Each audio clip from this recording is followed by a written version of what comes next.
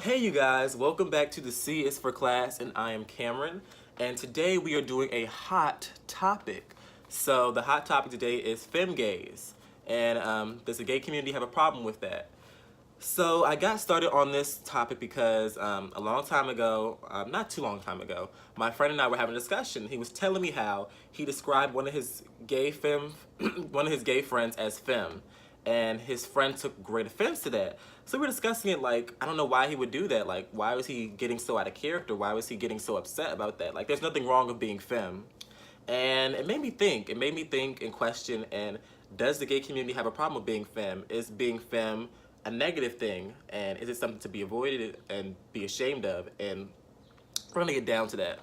So, what do you think when you think of femme gays? You think of messy, extra, drama-filled, weak in some of the senses, and I think that's why a lot of gay men don't want femme. They assume that if you're femme, then you're messy and you're promiscuous and you're doing too much, and they don't want to be done. They don't want to be dealing with that. And I think that that's like really unfair because everybody's not the same.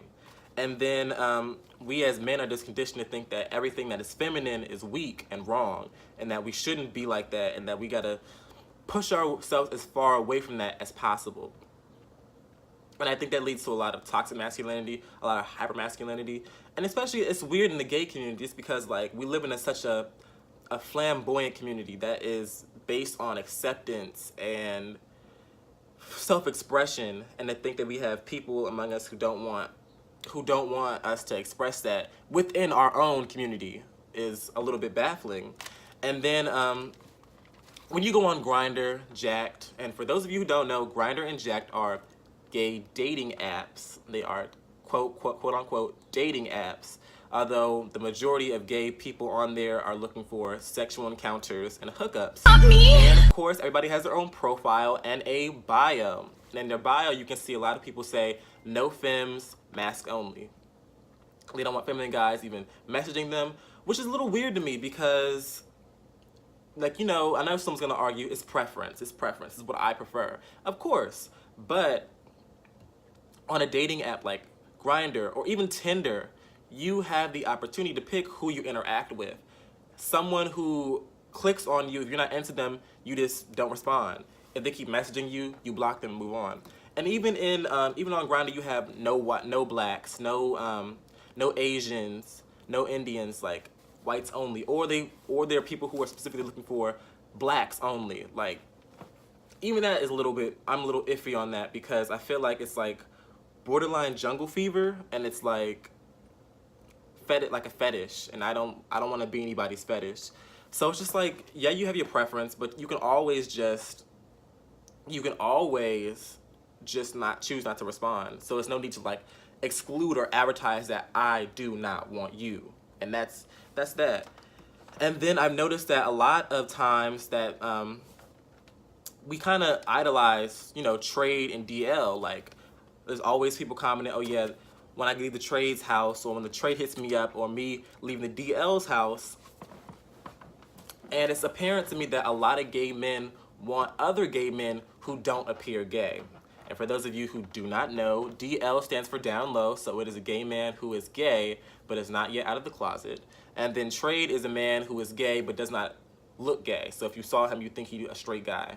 And yeah, we kind of idolize trade people in a sense. Like, we want people that are like us but don't look like us, in order to, I guess, because they're more manly, they're more masculine. Like, you feel like you're with a real man. And I mean, like I said, I think if you identify as a man, you're a man.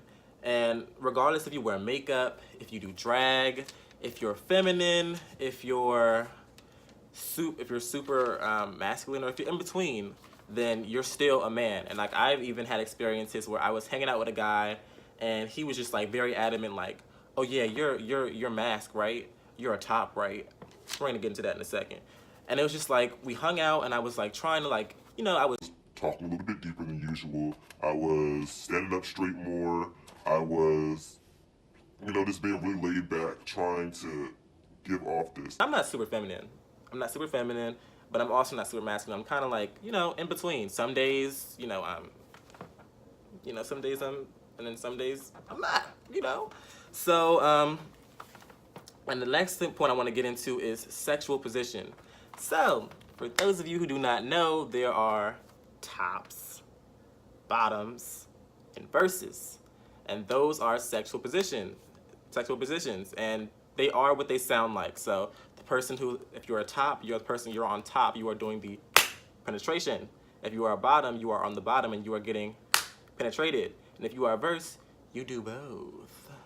So, and a lot of people think that, a lot of gay men assume that sexual position determines relationship dynamics and personality, which is a complete lie. It is false. If anybody tells you that, they're wrong. They're wrong. There are men who wear, there are people who wear drag and are tops. There are people who wear full faces of makeup and heels and will top you. There are bodybuilder men who are bottoms. And there are, like, it's a range of people, so you can't really tell. I mean, sometimes you can. Sometimes you can look at somebody and get a good sense for what their position is, but other times it's unexpected. And, you know, you can make assumptions, but ultimately you can just ask. There's nothing wrong with just asking. And people think that because your position determines your relationship dynamic. And before I get into that, I'm going to read a tweet that stood out to me that was... I'm just going to read it. I'm going to read it. You're going to get into it. So, this tweet is by Chris Say So, and he has a lot of extra letters and an underscore. And he said, top equals husband and bottom equals wife in my head. And the top/husband has most of the authority, and the bottom/wife has some. So know your place when it comes to me. Bitch, what? Know your place when it comes to me. Now, this is just ridiculous to me because why are you trying to put heteronormative titles or roles in a same-sex relationship? Like, it's no point. Like, at the end of the day, we're both men. So the need to, like, add a hierarchy, it's just not, it's not that. And I feel like there's also a hierarchy of, like, sexual positions because, like, I know we were, I talked to some people and they're just like, you know, if my boyfriend cheated on me with a top, like, I don't know what I would do. And it's like, I mean, you shouldn't cheat, period, but the fact that, oh yeah, if he's letting someone else top him, it's just, like, it's so disgusting. Like, he's so undesirable to me. He's so undesirable to me. It's so inappropriate to me. And I just think it's weird, like, why, at the end of the day, it's sex with a man. It is sex with a man.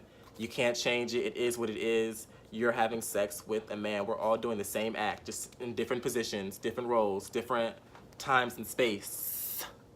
So I don't really feel like there's a need to put titles on it, put power dynamics, put hierarchies on it.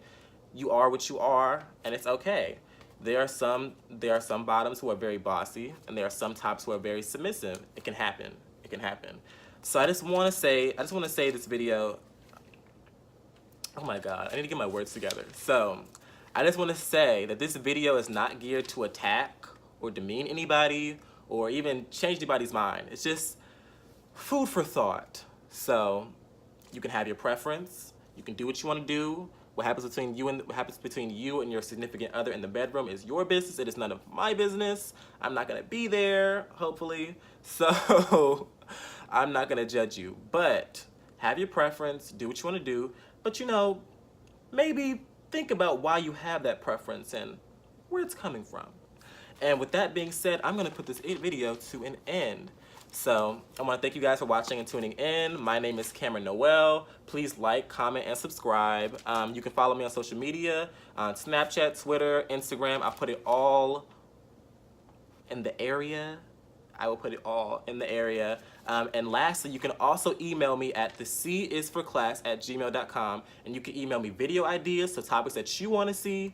You can also it's an advice column, so if you're having an issue or you have a situation that you want advice on, because I give good advice. I'm not good at taking advice, but I give good advice. But, you know, coaches don't play. So if you want some help, just email me. Email me, bitch. Email me. You can email me feedback about how the video's going, if you like something, you don't like something, video ideas, if you want a topic that's touched on, I'll do that. Or if you just have a advice column, if you want advice given to you, you can do that. So with that being said, I'm gonna put this video to an end, and thank you guys for watching, and I appreciate you so much, and have a wonderful day.